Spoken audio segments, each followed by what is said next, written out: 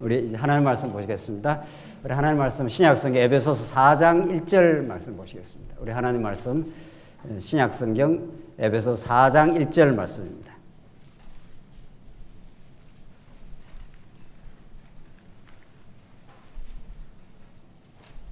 예, 찾으신 줄 알고 봉독 드리겠습니다. 신약성경 에베소서 4장 1절 말씀입니다.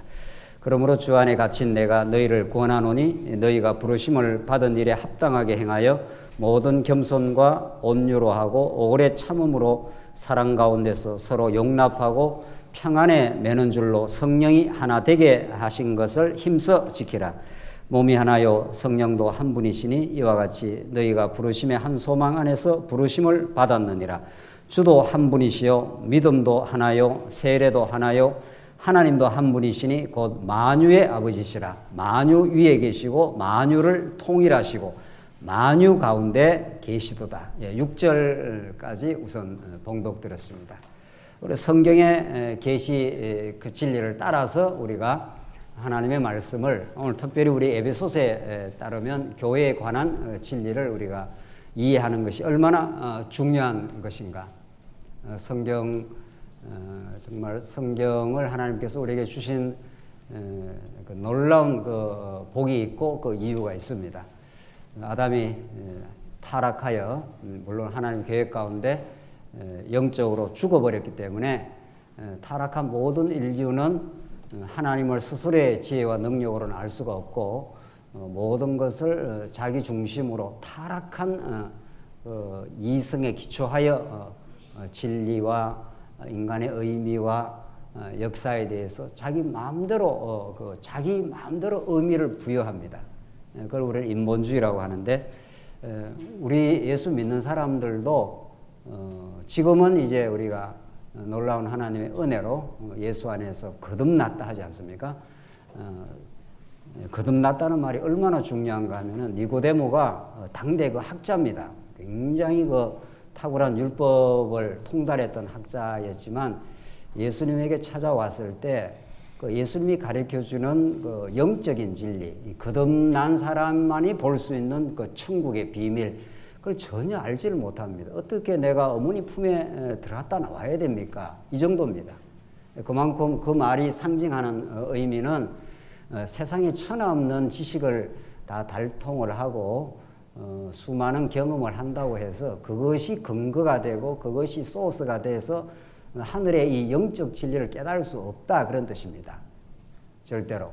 그러니까 여러분과 제가 진리를 깨닫는 것은 하나님께서 당신이 어떤 분이라는 것을 우리가 지금 에베소서에 집중을 하자면 교회가 얼마나 그 하나님의 나라요 하나님의 성전이요 하나님의 언약 성취가 머무는 곳이요 하나님의 은총이 함께하는 놀라운 곳이라는 것을 에베소서의 이 흐름과 논리를 쭉 따라가면서 우리가 공부를 해야 내가 이렇게 상식적으로 혹은 편견에 사로잡혀 과거에 들었던 부분적인 어떤 이야기들 이런 것들을 이렇게 정리를 해 나가야 되는 거죠. 말씀이 자꾸 깨달아지면은 교회는 이렇게 사람들이 모여서 뭔가 몇 사람들이 의기투합을 하고 교회라고 세우고 마음대로 이렇게 교회를 하면은 교회가 되는 줄로 세상에서는 그렇게도 생각을 하지 않습니까?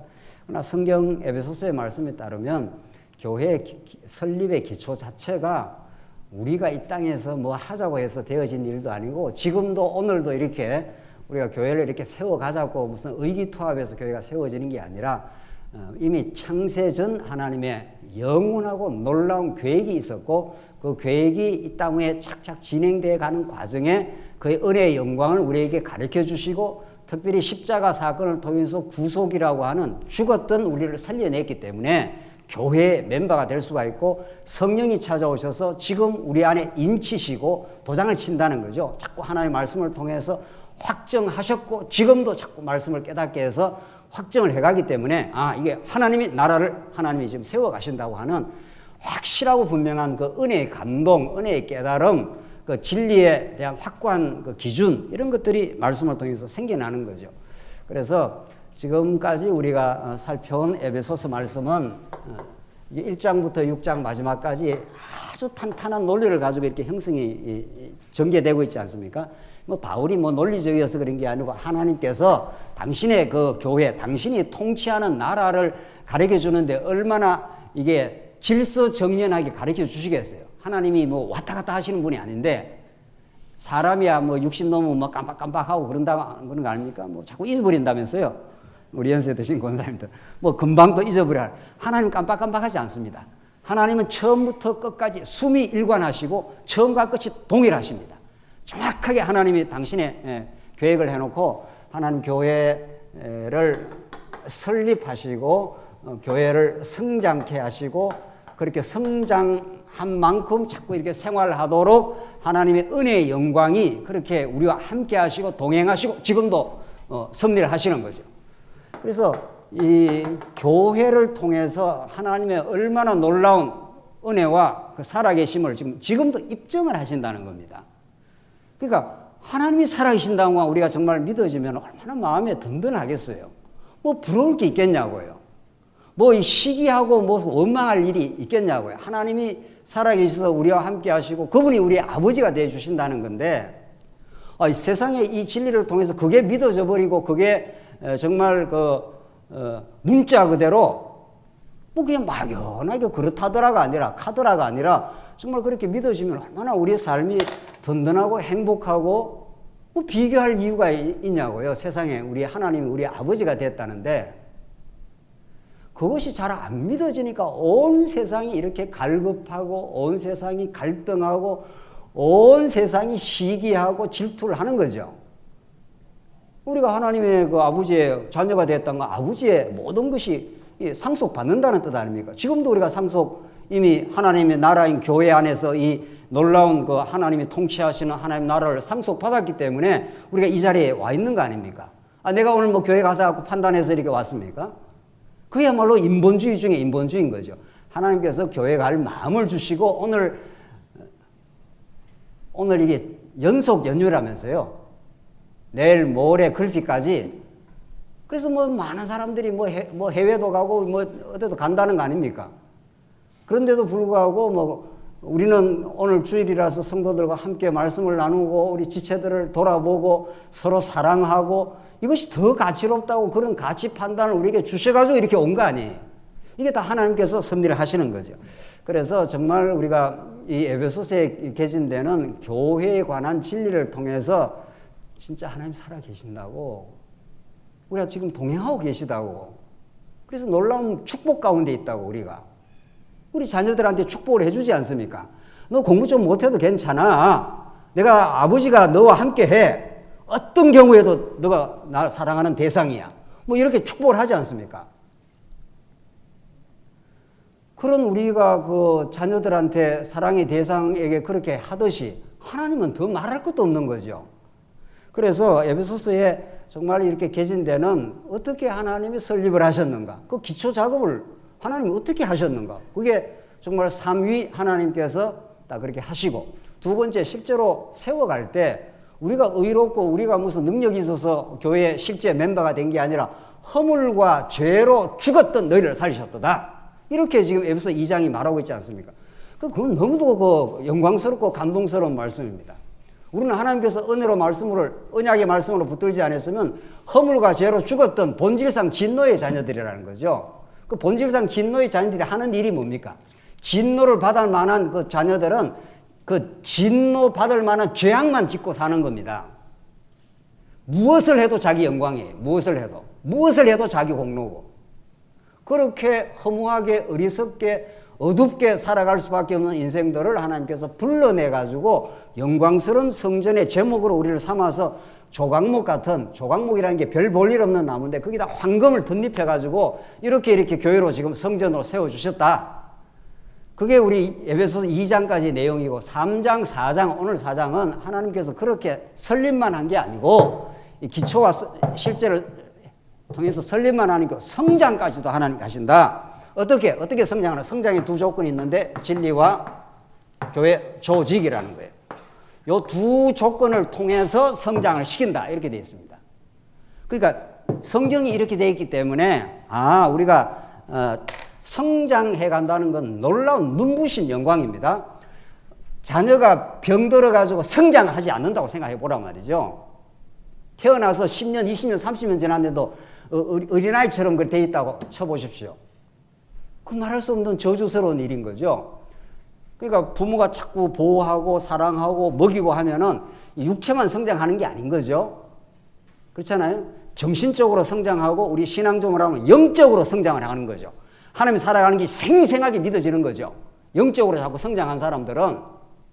그러니까 모든 판단이 하나님 중심적이 될 수밖에 없어요. 아, 하나님 내게 은혜를 베풀어 줬네. 어떤 어려운 일이 생겨도 하나님께서 내게 어려움을 주셨네.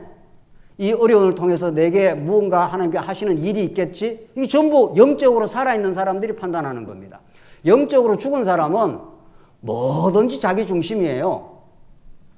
뭔 일이 자기한테 좀 잘 되면 자기 영광이고, 무슨 일이 내한테 어려운 일이 생기면 남 원망하고 그런 거죠.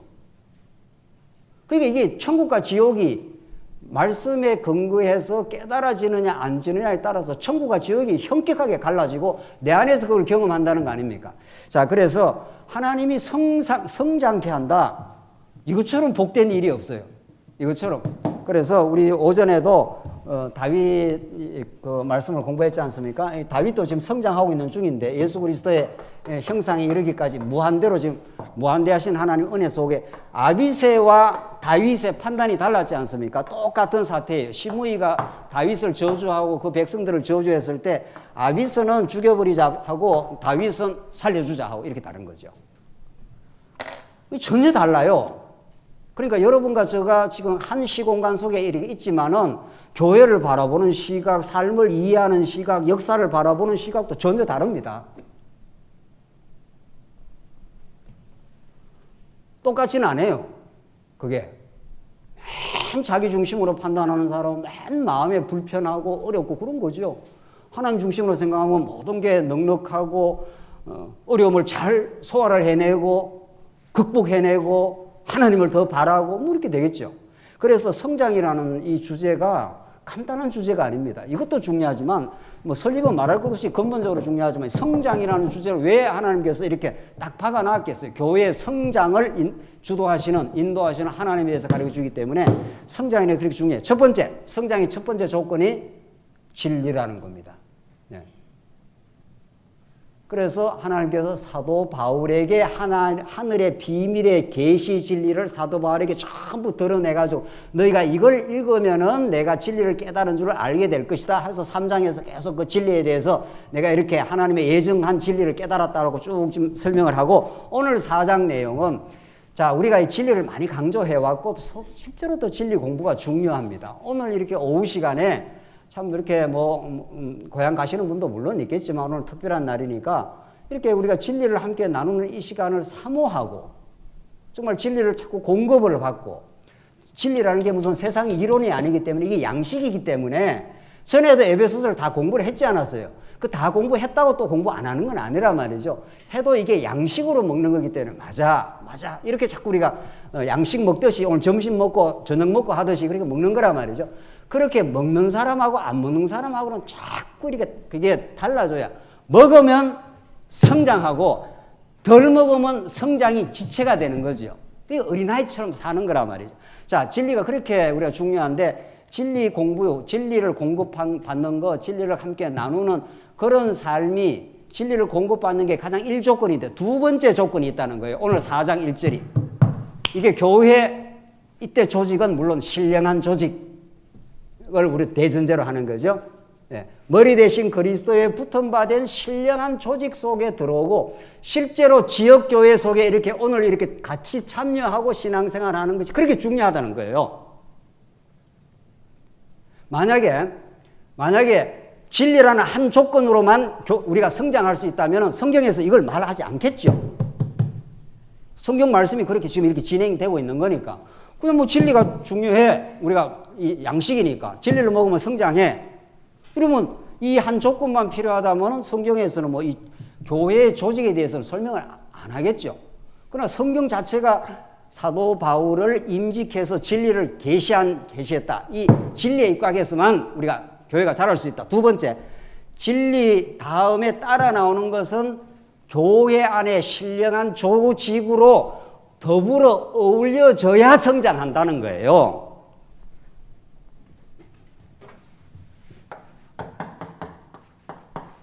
자, 이 손이 굉장히 힘이 있습니다. 이 손이 에너지가 있고 힘이 있단 말이죠. 이 오른손이. 그래서 나는 이 몸에 안 붙어 있을란다. 나는 하나님의 뜻을 내가 잘 많이 배웠다. 그리고 내가 씩씩하다. 이 손이. 그래서 내가 이 손에서 이렇게 떨어져 나왔다. 이렇게. 나는 뭐 굳이 뭐 붙을 이유가 없다. 하나님 말씀도 많이 배웠고 성경 신학 얼마나 찬란하고 이 확고한 이 진리를 내가 많이 알았기 때문에 이제는 뭐 교회 생활을 그렇게 중요하지 않다. 이렇게 만약에 떨어져 나와서 신앙생활 한다 치십시다. 어떤 사람이. 이게 처음에는 금방은 뭐가 되는 것 같아요. 그러나 이렇게 몸으로부터 우리 교회, 이 지역교회의 조직으로부터 떨어져 나와서 사는 그 즉시 조금 있으면 죽음을 의미합니다.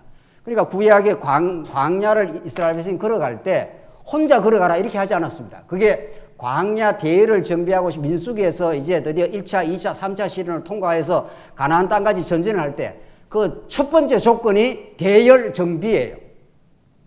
그 다음 성별 하나님께 시키고. 그 대열 정비라는 것은 어느 지파가 앞에 어느 지파가 그 다음에 성막을 맨 사람들이 따라가고 어떤 사람이 따라가고 이렇게 아주 질서정연한 조직화 그렇게 만들어 놨습니다. 만약에 그 대열 정비에서 떨어져서 뭐 나는 내대로 가겠다. 조금 있으면 광야에서 죽어요. 그만큼 그 성장의 과정에서 이 진리와 더불어 하나님께서 진리에 입각한 조직의 과정이 중요하다는 거죠. 그래서 더불어 살아가고 어울려 살아가고 이거 세상에서는 뭐라고 그런가 하면 이걸 사회성이라 그래요. 세상 말로 말하자면은 저 사람이 사회성이 있다 하면 잘 어울린다는 거예요. 사람이. 그게 우리가 사회생활 하는데도 얼마나 중요합니까? 일반적인 그 차원에서 말을 하자면은 그 사회성이 없으면 그만 외톨이가 돼버리고 딴 사람하고 어울리지 못하고 그만 그렇게 정신적으로 자꾸 박약해지고 힘들어져 가는 거죠. 그래서 우리가 자꾸 이렇게 더불어 살아가도록 격려하는 거 아닙니까? 세상에서도. 교회에서는 더 말할 것도 없는 겁니다. 자, 그래서 진리에 입각한 이제 하나님께서 조직의 과정을 거치게 하는데 첫째는 성령이 하나로 통일한다. 이게 이제 신령한 통일성입니다. 이게. 그 다음 두 번째가 은사대로 직책을 맡긴다. 이게 조직적 통일성입니다. 그리고 쉽게 말하면 이게 신령한 제도고 이 뒤에 나오는 이게 유형교회 조직을 말합니다. 그래서 사도 바울이 여기서 목사와 교사와 나오죠? 예. 어떤 사람은 사도로, 어떤 사람은 선지자로, 어떤 사람은 복음 전하는 자로, 11절에 어떤 사람은 목사와 교사로 삼으셨으니 하는 게 일꾼을 자꾸 이렇게 세운다는 거예요. 일꾼을 세워가지고 그 일꾼이 자꾸 교회가 성장하면 일꾼이 세워지면서 교회를 섬기면서 교회가 그 하나됨을 우리가 누리게 된다는 거죠. 자, 오늘 오후 시간 정말 이 그 내용 하나만 우리가 잘 이렇게 정리해도 우리 교회 생활이 얼마나 복된지, 얼마나 소중한지, 이 교회 생활을 통해서 무엇을 우리가 깎여가고 어떤 걸 배워가고 어떤 걸 훈련을 받아갈 것인지 이걸 우리가 알 필요가 있어요. 그러니까 참 이게 사람들이 극단적이에요. 지금 한국 교회가 큰 어려움을 겪고 있다 보니까 교회 조직에 대해서도 극단적 반응이에요. 교회 조직을 가장 제도적 조직을 강조하는 게 교황제도 아닙니까? 거기는 신령한 교회가 중요하지 않아요. 교황제도는 로마 가톨릭 교황이 교회의 수장이 머리에 그리고 교회 황제지. 교황 아닙니까? 교회 황제. 세상에 그런 말이 성경에 있냐고요. 그런데도 사람들은 그런 비판적인 분별 의식이 없는 거죠. 세상 사람들은 교황이 대단한 사람인가 보다 이렇게 하는 거 아니에요. 그게 아주 극단적인 교권주의자들이 있고 그 다른 쪽에 극단이 또 있는 거 아니에요. 그게 무교회주의 아닙니까? 무제도주의. 조직이 뭐 필요 있어? 교회 직분이 뭔 필요가 있어? 교회 직분 해봐야 다 타락하고 부패하고 하니까 타락하고 부패하는 교회도 있겠죠. 실제로. 또 다소간 다 우리는 타락의 가능성을 다 갖고 있습니다. 우리가 언제나. 말씀을 깨닫지 않으면 언제나 우리는 육신의 소욕을 자꾸 판단하려고 하는 거니까. 그래서 이 양극단을 극복을 하고 우리는 교황제도도 아니고 무교회주의도 아니고 하나님 머리 대신 예수 그리스도에 비추어서 우리가 자꾸 하나님의 말씀으로 공급을 받으면 지금 섬기는 조직, 정말 교회 일꾼이 된다는 건 우리 지체들을 사랑하고 섬기고 교육받고 이런 좋은 조직으로 우리가 만들어 가기를 바라는 거 아니겠어요? 자, 그래서 오늘 이 주제가 그리 간단치 않습니다. 자, 그런데 4장 1절 읽고 설명을 하죠. 그러므로 주 안에서 갇힌 내가 너희를 권하노니 너희가 부르심을 받은 일에 합당하게 행하여. 너희가 부르심을 받았는데 이제 합당하게 행할 건데 어떻게 하느냐 하면 2절 모든 겸손과 온유로 하고 오래 참음으로 사랑 가운데 서로 용납하고. 이 2절에 나오는 말씀이 잘 됩니까 이거? 자, 이걸 물어보고 지나가야죠. 2절에 모든 겸손과 온유와 오래 참음으로 사랑 가운데 서로 용납하고. 자, 서로 용납하라 했으니까 혼자 있으면 용납할 거나 뭐나 있습니까? 없습니까? 아, 혼자 무인도에 가서 혼자 산다 칩시다. 무인도에 뭐 배가 파선이 나서 혼자 살 수도 있는 거 아니에요? 살다가 죽고 천국 가는 사람도 있을 수 있죠. 그런 사람한테 이 말씀이 의미가 있습니까? 없습니까? 아무 의미가 없죠. 뭐 서로 용납하라고 했으니까. 자, 이게 이제 지금부터 교회가 왜 중요하고 교회를 통해서 우리가 어떻게 이제 깨달아가고 해봅시다. 교회는 이렇게 서로 몸으로 지어졌습니다. 머리만 한 분이에요. 그래서 사도 바울이 세례도 하나요, 믿음도 하나요, 하나님도 하나요, 모든 것이 하나로다 하면서 이 하나에 대해서 계속 이제 교회의 하나됨에 대해서 설명을 합니다. 그런데 궁극적으로 교회는 머리 대신 그리스도에 붙은 바 된 하나의 그 기쁨을 누립니다. 부부간에 하나님께서 이 결혼 제도를 아담과 하와를 만들어 준 것은 둘이 뭐가 된다고요? 한 몸을 이룰지니라 그렇게 말하지 않습니까? 그 한 몸을 이룰 때 그때 기쁨이 있고 그게 하나님이 뜻하신 창조의 목적이라는 거예요. 그게 하나님 나라의 모습이라는 거예요. 그게. 자, 그러니까 결국 우리 교회는 하나인데 실제는 어떻습니까? 우리 이제 그 교회 생활의 실제는 너무도 다양해요. 팔도 다르고 다리도 다르고 뭐 이 생김새도 다르고 다 다양한 거죠. 믿음의 수준도 다르고. 그러니까 똑같은 사태라도 똑같이 해석 안 합니다, 우리가. 아비새는 저 시므엘을 죽이라 하고 다윗은 어떻게 하라고? 살려주라 하고. 이게 나쁜 일입니까? 한 사람은 죽이라 하고 한 사람은 살려주라 하는 것이 그 의견의 차이, 의견의 대립이 생긴 거죠. 그렇죠? 여러분이 속회에서 이렇게 대화하면 의견이 똑같습니까? 다르죠? 다른 게 전혀 나쁜 게 아닙니다. 달라야 합니다. 적극적으로 말하면. 같을 수가 없어요. 의견은. 교회 어떤 일을 이해할 때라든가 사람을 이해할 때라든가 어떤 특정 사건을 해석할 때라든가 서로 믿음의 분량이 다르니 우리 집에는 의견이 너무 달라요. 우리 아이하고 세 사람이 회의를 하면 너무도 달라요. 그 다름을 우리는 받아들이고 어떻게 해서 그 다름을 점점 수렴을 해갈까? 이게 우리 가족 회의예요. 내일 할머니 보러 만나러 가는데 몇 시에 갈까? 벌써 의견이 달라요. 다 자기 생각하는 거예요. 세 사람이 다 자기 중심이에요. 다. 머리를 굴리는 거예요. 아침에 한 5시에 가자. 아니야, 한 8시에 가자. 다 자기 중심적으로 판단해. 다 자기 중심적으로. 야, 8시 가면 너무 늦지 않겠니? 그래도 8시 가자는 거예요. 더 자고 가자는 거예요. 조금 늦으면 어떠냐는 거예요. 어차피 내일 내려가는데. 그것도 뭐 아주 틀렸다고 볼 수는 없어요.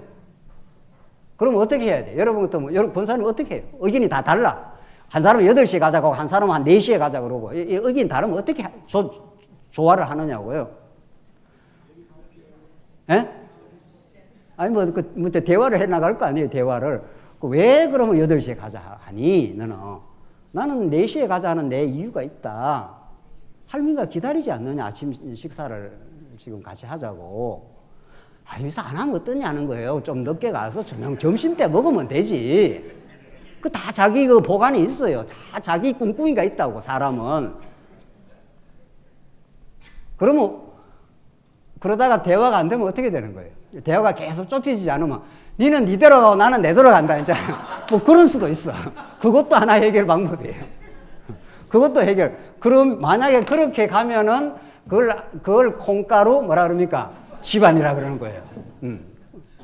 그걸 합의를 못 만들어내면 그러면 누가 양보를 하고 누가 이해를 시키고 해야 되나요? 누군가가 그 이해를 시키고 하는 그 조율을 하는 그 과정이 있겠죠. 여러분들은 다 가족회의를 하면 너무 일치를 하기 때문에 이 말이 실감이 안 나죠. 저희들은 늘 의견이 달라요. 늘 의견이 다르고 그걸 좁혀가는 그 과정을 늘 거쳐가고 우리 집은.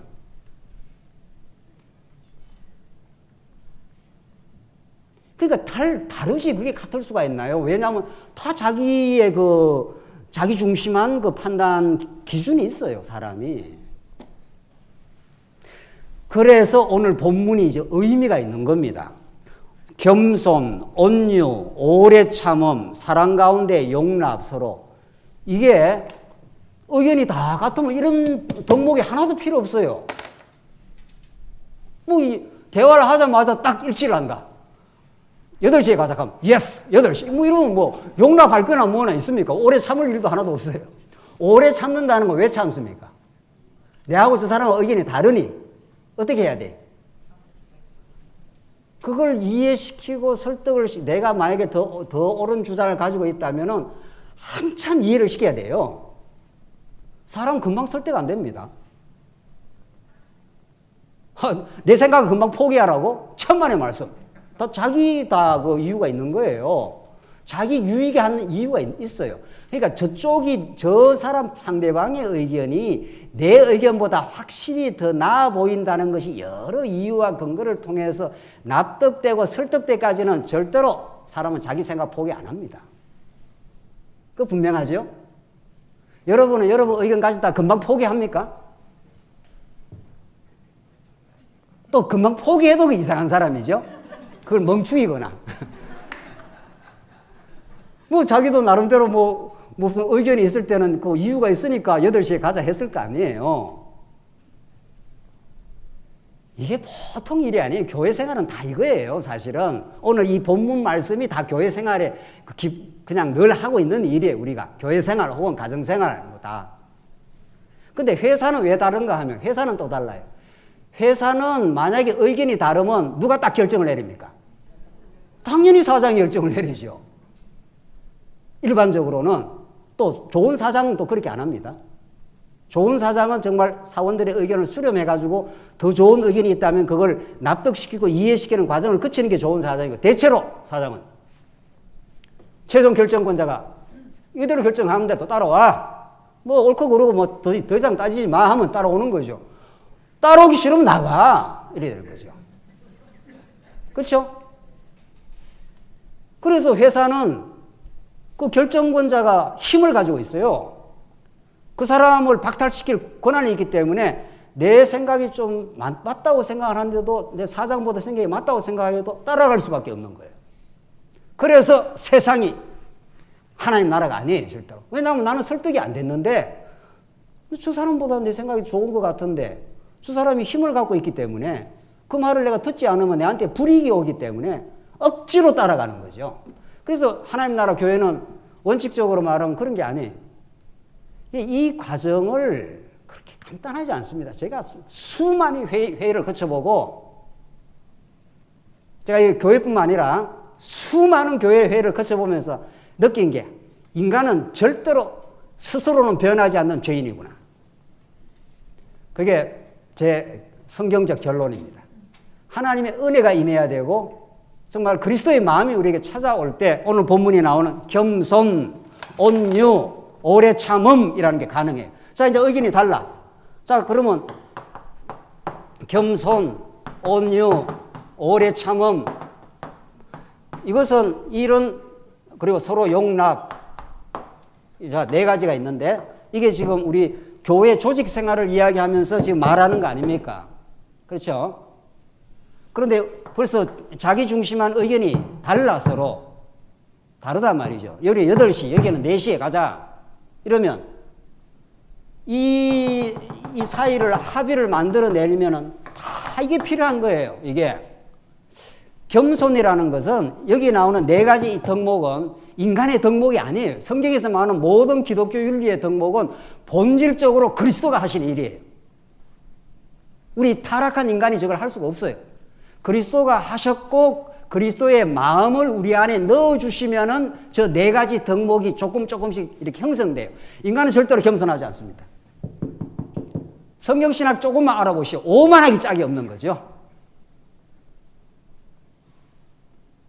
별로 뭐 사람들을 뭐 무시하고 말이죠. 정말 우리는 겸손한 확신이 필요하죠. 하나님 우리에게 은혜로 깨닫게 하셨습니다. 이것이 우리의 것이 아니고 하나님의 은혜의 선물입니다. 그렇기 때문에 우리가 이 좋은 진리, 좋은 깨달음이 있다면 우리는 이 겸손을 토대로 해서 다른 지체를 섬기길 바랍니다. 이게 겸손한 확신이죠. 겸손은 사람이 만들어낼 수 있는 게 아니에요. 두 번째, 온유. 온유는 능력 있는 사람만이 가질 수 있는 덕목입니다. 영어로 말하는 젠틀맨이라는 건 자기 세계가 탄탄하고 자기가 어디에 내놔도 튼튼한 가치관과 인생관을 가지고 있는 사람이 다른 사람한테 온유하게 이렇게 나가게 되어 있습니다. 자기 세계가 든든하지 않은 사람은 늘 공격적입니다. 왜냐하면 자기의 우월성을 증명을 해야 되니까 공격적이고 날카롭고 이렇습니다. 자기 세계가 든든하고 자기가 마음의 기쁨과 확신이 있는 사람은 그렇게 다른 사람과 대화할 때 공격적일 이유가 없습니다. 그러시냐고. 그렇게 온유할 수 있는 거예요. 그러니까 온유는 강자만이 가질 수 있는, 힘 있는 사람이 가질 수 있는 덕목이에요. 누가 강자입니까? 누가 강한 자냐고요? 예수 그리스도만이 온유하셔요. 내 짐은 가볍고 가벼우니 내게 와서 배우라. 내 마음은 온유하니 했지 않았어요? 예수님은 우주의 창조자시고 모든 권한을 다 가지고 있기 때문에 당신이 막 날카로울 이유가 없어요. 예수님은. 나를 십자가에 못 박아라. 내가 죽어주겠다. 너희들의 구원을 위해서. 그래서 온유는 강자만이 할 수 있는 놀라운 하나님의 선물이 이게 다 예수님이 하시는 일이에요. 세 번째, 오래 참음. 누가 오래 참습니까? 대화하다가 누가 오래 참아요? 다른 사람 이야기 우리 잘 들어냅니까? 제가 회의를 수백 번, 수천 번을 했다는 거 아니에요. 이 교회 오기 전에도. 수많은 사람들 회의를 하고. 그러니까 말을 빨리 해야 되는 줄 아는가 봐요. 그렇지 않습니다. 진짜로 자기 의견이 탄탄하고 의견을 가지고 있는 사람은 다른 사람 충분히 이야기를 해보시라고. 그리고 오래 참고 자기 이야기를 하는 거죠. 이 오래 참음은 우리가 할 수 있는 게 아니라 사랑은 뭐라고 했습니까? 오래 참고 온유하며 사랑은 투기하지 않으면 그때 사랑은 전부 그리스도의 사랑입니다. 오래 참는 것은 정말 하나님 주시는 선물입니다. 자, 그러니까 이런 지금 덕목들은 혼자 살면은 필요한 게 아니에요. 지금 이미 다른 지체와 A라는 지체와 B라는 지체, C라는 지체가 이렇게 더불어 살기 때문에 하나님께서 이 더불어 사는 사람들이 하나됨을 누리는 행복을 누리려면은 A는 나보다 남을 낮게 여기라. 빌립보서에. 다른 지체가 다 바보가 아니에요. 내 생각만 옳은 게 아니라고요. 8시에 가자는 사람도 있지만 4시에 가자는 사람도 뭔가 근거가 있으니까 이야기를 하는 거지. 근데 바보니까 뭐 4시에 가자고 그러겠어요? 그러면 내 생각이 뭐 맞을 수도 있지만 다른 사람 생각도 한번 들어보자. 이 굉장한 그 열린 마음이고 신앙적 마음이에요. 내 생각대로 꼭 해야 된다. 이런 게 어디 있습니까, 세상에. 그러면 좀 혼자 가서 살아야지. 무인도 가서. 우리는 더불어 살기 때문에 꼭 8시에 가는 게 꼭 절대적으로 옳은 게 아니에요. 꼭 4시에 가는 게 꼭 절대적으로 옳은 것도 아니에요. 그래서 교회 회의라는 게 정말 아름답고 그리스도의 마음을 가지고 하게 되면은 들어주고 내 이야기를 하고 오래 참아주고 이 과정을 계속 거치면서 우리 안에 그리스도의 형상이 만들어집니다. 정말 이건 정말 중요한. 제가 이 차남는 이 말씀을 듣고도 정말 신앙이 성숙하기 위해서는 교회 조직 속에 들어와야 되고 교회 회의 속에 들어와 봐야 돼요.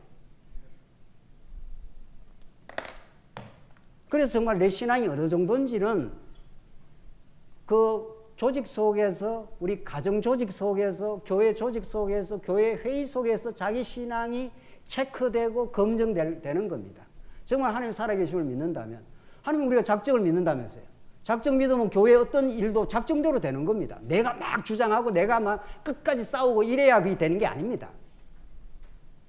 그 작정을 안 믿는 거죠. 말은 하나님이 작정하고 자기 의견을 관철하려고 하는 거죠. 그러니까 그 사람에게는 이미 하나님의 작정이라든가 하나님의 궁극적인 뜻이라든가 이런 것들은 자기 머릿속에 별로 없는 거예요. 이론적으로 들을 때만 이렇게 있다가 실제로 살아갈 때는 내 뜻이 더 중요한 거죠. 절대로 8시 아니면 못 간다 이렇게 나오는 거죠. 그런 사람이 있는 거죠. 그런 사람이 나오면 우리는 그 사람을 뭐라 그래야 돼요? 자, 8시 가는 거와 4시에 가는 거와 큰 차이 없습니다. 알고 보면. 별로 큰 차이 없는데 죽어도 나는 8시 가야 된다 이런 사람이 있다 치십시다. 만약에. 그런 사람이 있을 수 있죠. 우리 교회에서도 그런 사람이 있을 수 있죠. 저 거의 해다 보면 그런 사람이 나와요. 꼭 나와. 저 죽어도 8시 해야 된다는 거죠. 그럼 그 사람을 우리가 뭐라고 이야기하면 됩니까? 그 사람을 뭐라고 이야기하면 됩니까? 아, 저 사람은 8시가 아니면 죽는 사람이구나. 이렇게 하면 되는 거예요. 뭐 나는 뭐 8시 아니라도 뭐 죽을 일이 없으니까 그럼 뭐 한번 따라가 와주지 뭐. 그 사람은 8시가 궁극 가치, 절대 가치, 예수님보다 더 중요해 그 사람은. 그래 그만큼 예수하고는 거리가 먼 사람이에요. 미숙하구나 이렇게 보면 되는 거예요. 성숙한 사람은 그렇게 반응 안 합니다. 8시도 좋겠지만 내 생각에는 4시가 이러하기 때문에 우리 가족과 우리 집안의 할머니와 전체로 봤을 때는 이게 더 나아 보이지 않니? 이렇게 그 사람을 자꾸 이해시키고 설득시키고 하면서 끝까지 8시로 고집하면 어떻게 해야 되겠어요? 끝까지 8시로 고집을 한다. 그 사람이 죽어도 나는 한번 결정했으니까 my way 나는 내 길을 가겠다. 아버지 먼저 가시라. 나는 내대로 가겠다. 이렇게 나오면 어떻게 해야 되겠냐고요. 예?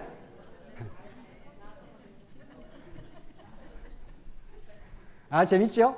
이게 우리 삶의 현실이고 교회 현실입니다, 이게. 날마다 일어나는 현실이에요. 날마다 일어나요, 이 일이. 그러니까 지금 사도 바울이 교회 조직을 설명하면서 겸손, 온유, 오래 참음, 서로 용납을 해줘라. 서로 좀 이해를 해줘라. 서로 우리 용납 안 하거든요. 그래서 끝까지 8시에 하면은 저주기라는 게 있습니다. 큰 자가 저주기라는 게 있어요. 지금 작은 자는 그게 절대적 가치니까. 큰 자는 그게 절대적 가치는 아니에요. 4시에 가면 좋긴 하겠는데 집안의 여러 형편을 봐서 네가 그렇게 힘들어하니 어쩌겠냐. 따로따로 할 수도 없고 그러면 내가 8시에 맞춰주지. 저주기라는 게 있어요. 예수님의 십자가 사건이 우리를 위해서 저주신 거예요. 하나님이 얼마든지 우리 그냥 구원해낼 수 있어요.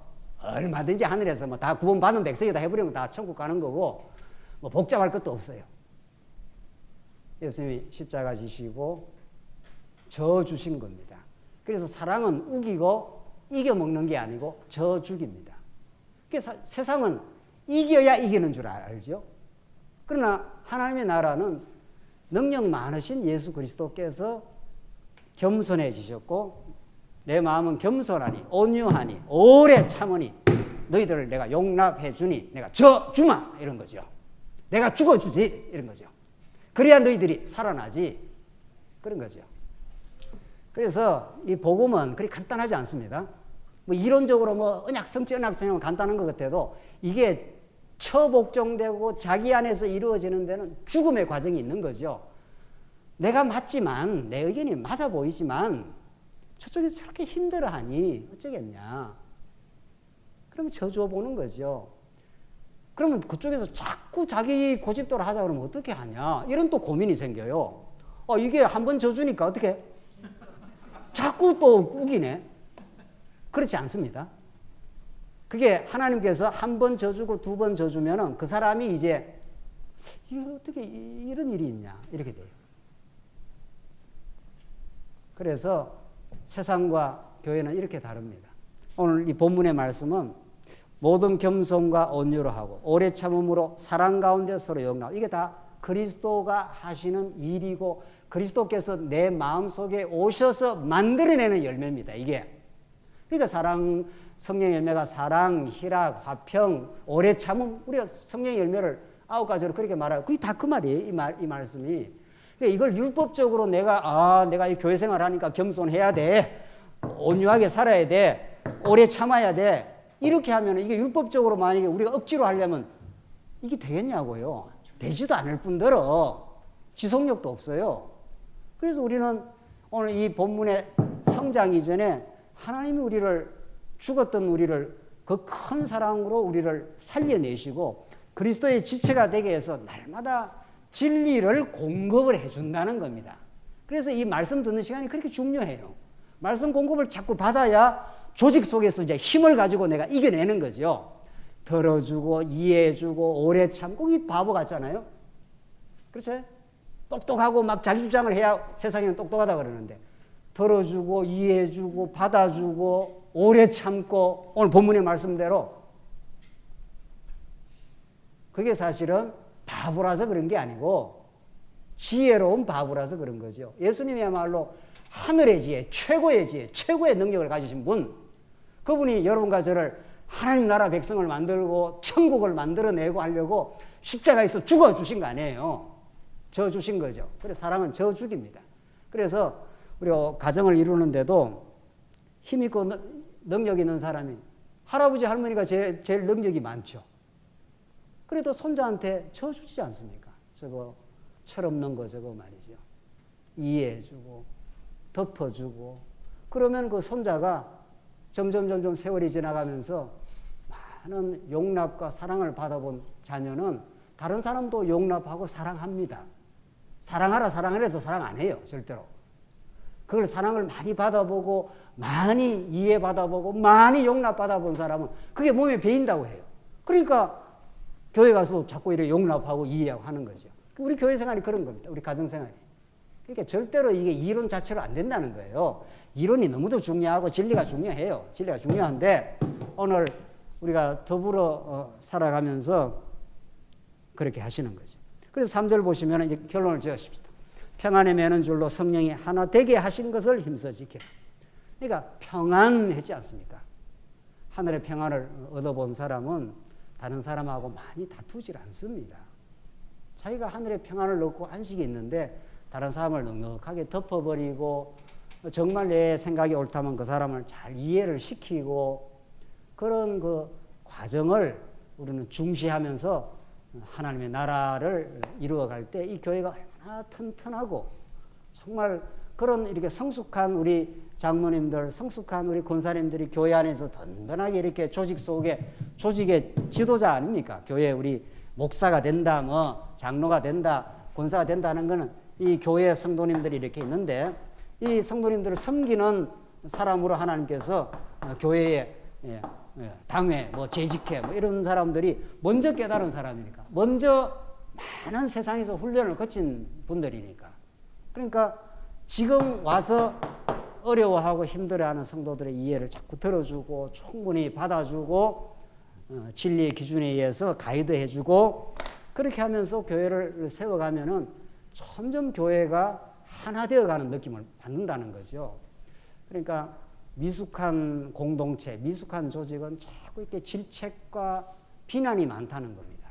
조금만 뭐 잘못하면은 뭐 용납이 없다는 거예요. 바로 그냥 질책하고 한다는 거예요. 그러나 건강하고 성숙한 교회는 실수를 이해해주고 그럴 수 있다고. 그리고 용납해주고 그리고 실수가 재발되지 않도록 잘 가르쳐주고 그러면 그 모임이, 그 교회가 굉장히 행복해집니다. 실수를 자꾸 하라는 게 아니잖아요. 실수를 할 수가 있다는 겁니다, 사람이. 그러면 그 실수를 충분히 이해해주고 그 실수가 재발되지 않도록 복음을 가르쳐주고 또 왜 우리는 이렇게 해야 되는지를 우리가 나누어 줌으로 그 사람이 정말 이렇게 신앙으로 그걸 받아들일 수 있도록 해서 그럼 우리 한 번 이렇게 실수하지 그 다음 단계에 딱 가면은 굉장히 달라집니다. 그래서 우리가 성장해 가는 거죠. 그렇죠. 그래서 이 조직이, 교회 신령한 조직이 진리의 정신에 의해서 그리스도의 마음에 의해서 자꾸 겸손하고 자기가 든든하기 때문에 살가롭지 않습니다. 온유하고 그리고 오래 참아내는 신앙의 힘이 있는 거죠. 우리 교회를 보십시오. 교회는 어떤 일을 우리가 생각보다도 굉장히 이렇게 더디게 걸린 일이지 않습니까? 어떤 일이. 그럴 때 우리 굉장히 화가 납니다. 인간적으로 말하면. 이게 빨리빨리 안 될까?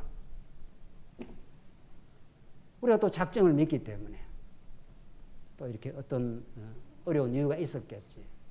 이렇게 우리 모두가 같이 이해해주고 서로 용납해주고 오래 참아주고 그런 과정이 어떤 일의 결과가 이룰 때까지 많은 신앙 훈련이 되는 거예요. 하나님이 또 그렇게 하시는 거죠. 그래서 우리가 생각한 것보다 일이 좀 늦어지긴 했지만 그 과정에 우리의 신앙 인격이 굉장히 단련이 되어 온 거죠.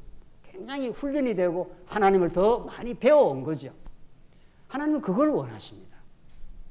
하나님은 여러분과 저에게 일을 쌈박하게 하는 걸 원하는 게 아니고 그 일을 가지고 계속 신앙의 훈련이 되기를 바라는 거죠.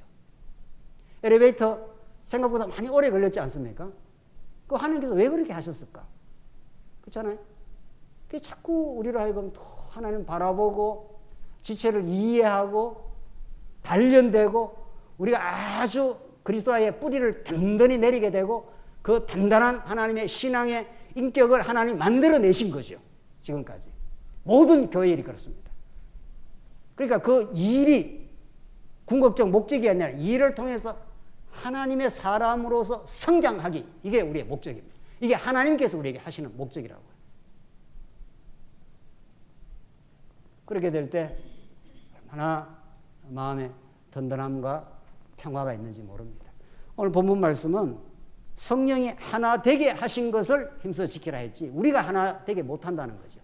우리는 다양하고 우리는 자기 주장이 강하고 그러나 우리 머리 대신 성령께서 우리 예수 그리스도께서 우리 모두를 하나로 만들어 놓았고 그리스도가 이 아름다운 일들을 십자가로 이루어 내셨고 이제 예수 그리스도의 마음을 그 예수의 영을 우리 가운데 불어넣어 가지고 자꾸 그렇게 행하십니다.